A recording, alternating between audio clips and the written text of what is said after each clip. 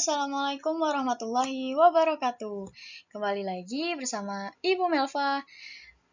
Sebelum memulai video pada kali ini, jangan lupa untuk klik tombol like, komen, dan subscribe ya. Hari ini kita akan belajar tema 4, subtema 3, pembelajaran 4 dan 5.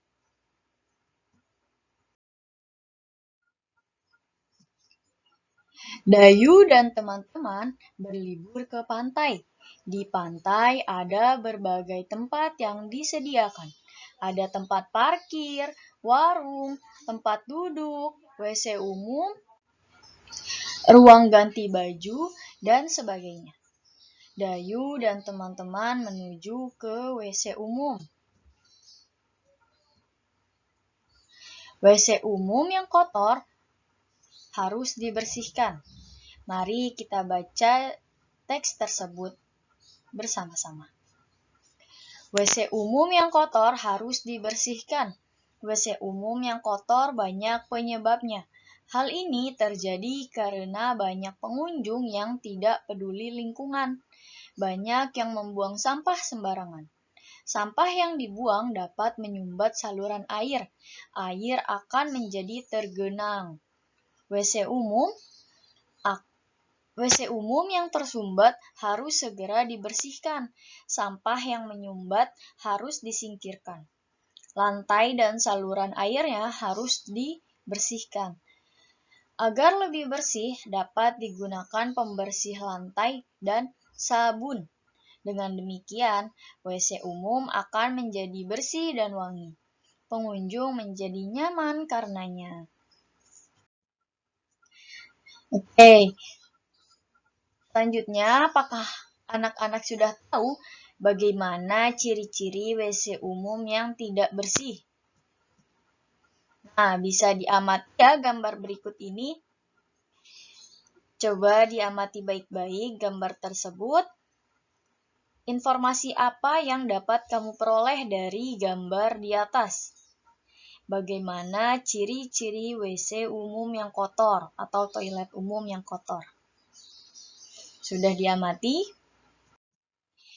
Kemudian, setelah kalian amati, tuliskan hasil pengamatan kalian terhadap gambar tersebut dan ungkapkan hasil pengamatan kalian dalam bentuk laporan sederhana.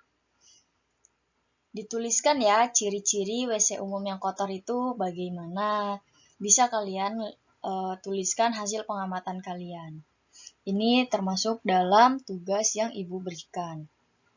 Sampai sini sudah bisa dipahami? Oke, kita lanjut. Kita lanjut ya. Nah, untuk membersihkan WC yang kotor, sebaiknya menggunakan sabun cair, lantai, dan sikat ubin. Untuk jenis sabunnya ada bermacam-macam. Ada sabun batangan, ada juga sabun cair. Sabun batangan dapat dibuat menjadi sebuah hiasan. Ayo, ada yang tahu hiasan apa saja ya yang dapat dibuat dari sabun batangan? Mari kita lihat contohnya. Nah, ini dia contohnya. Sabun batangan dapat dibuat menjadi hiasan berbagai bentuk. Tergantung bagaimana kita ingin membuatnya.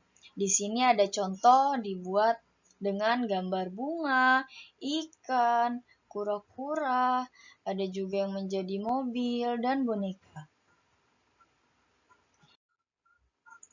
Tahukah kamu cara membuat hiasan dari sabun batang? Nah, ini dia. Cara untuk membuat hiasan dari sabun batang memerlukan alat dan bahan, yaitu pensil, pahat ukir atau pisau, dan sabun tersebut. Langkah-langkahnya, pertama, kalian harus sediakan sabun batangnya terlebih dahulu. Kemudian, lukislah pada sabun sesuai gambar model yang diinginkan. 3. Ukirlah sabun menggunakan pahat ukir hingga membentuk model yang diinginkan. 4. Jika pahat ukir tidak ada, gunakan pisau. 5. Berhati-hatilah menggunakan pahat atau pisau agar kalian tidak terluka. Kemudian 6.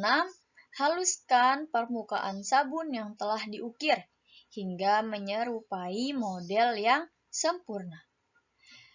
Kemudian 7. Terakhir, hiasan akan selesai dan siap dipajang. Nah, itulah cara-cara untuk membuat sabun batangan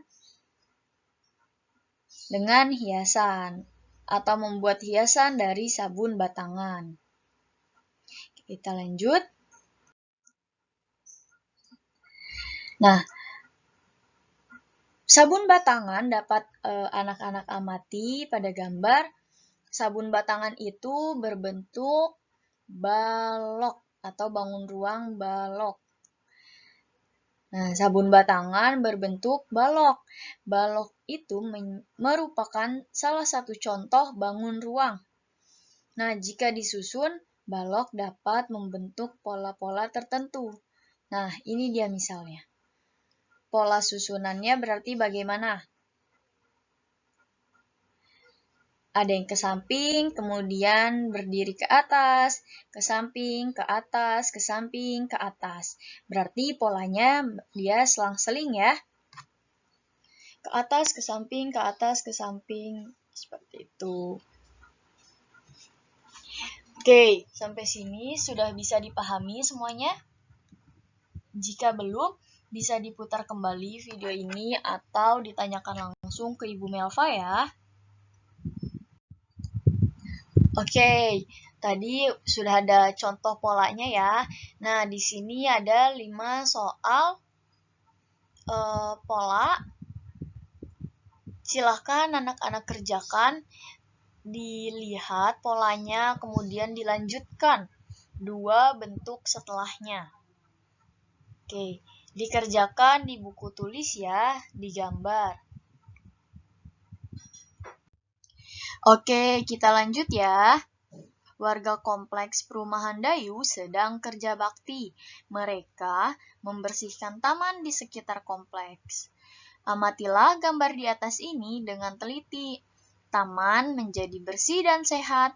Semua pengunjung senang menikmati keindahan taman. Mari kita baca teks berikut ini dengan seksama. Perlunya menjaga kebersihan taman kota. Taman kota banyak manfaatnya bagi warga. Taman kota dapat menjadi tempat bermain dan berkumpul dengan anggota keluarga. Taman kota juga bisa dijadikan tempat rekreasi. Bunga-bunga yang indah menjadi pemandangan yang indah. Udara juga menjadi bersih. Kita semua membutuhkan taman kota. Kebersihan taman kota harus selalu dijaga. Sampah tidak boleh ada yang berserakan. Sampah harus dibuang ke tempat sampah. Kita tidak harus menunggu kebersihan untuk membersihkannya. Jika diperlukan, sewaktu-waktu kita harus melakukan kerja bakti. Tanaman yang ada di sekitar taman kota juga harus dijaga. Tanaman jangan dirusak ataupun diinjak dengan sengaja. Tanaman bisa layu dan mati. Sikap peduli lingkungan harus kita tanamkan. Oke, anak-anak, ini ada sebuah gambar. Bisa kalian amati. Ini contoh gambar kerja bakti membersihkan taman kota. Tahukah kalian bagaimana cara menjaga kebersihan taman kota?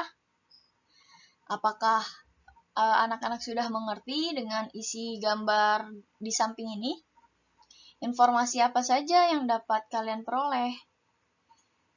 Ya, ada yang memotong rumput, ada juga yang merapihkan bunga-bunga ya, ada juga yang membersihkan rumput atau sampah-sampah yang berserakan. Dan banyak lagi ya. Nah, Kerja bakti itu mencerminkan sikap mau hidup bersama dengan warga sekitar. Tahukah kalian apalagi contoh sikap yang menunjukkan mau hidup bersama? Ada apa saja? Ya, bisa dilihat ya. Untuk umat beragama Islam, mereka bisa melaksanakan sholat berjamaah. Itu termasuk dengan sikap mau hidup bersama.